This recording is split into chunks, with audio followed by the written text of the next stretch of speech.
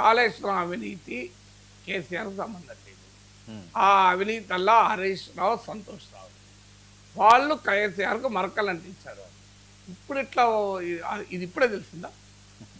ఎలక్షన్స్లో ఓడిపోయాక అది కూడా 15 నెలలు అయ్యాక ఇది తెలియదు. కాళేశ్వరంలో పీసీ ఘోష్ కమిషన్ వేసాక పీసీ ఘోష్ కమిషన్ కేసీఆర్నే తప్పు పట్టాక ఇప్పుడు కేసీఆర్కు మరకలు అంటిస్తున్నారని అవినీతి గురించి, హరీష్ రావు అవినీతి గురించి నాకు తెలిసిందంటే ఎట్లా కష్టం?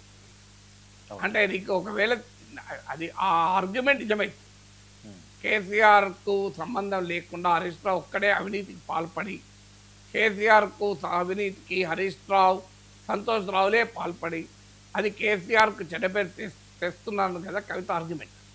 అది నిజమైతే మీకు ఈ మాట ఎప్పుడో అని బయటకు రావాలి కదా, ఇప్పుడు కాదు కదా. అందువల్ల అదొక కారణంగా ఆమె చూపెడుతోంది, కానీ అది కారణమయ్యేటువంటి స్కోప్ లేదు. ఎందుకంటే ఇక్కడ డీలింగ్ చేయలేరు. ఒకవేళ తప్పు జరిగితే ఇద్దరిది, తప్పు జరగకపోతే ఇద్దరి సంబంధం లేదు.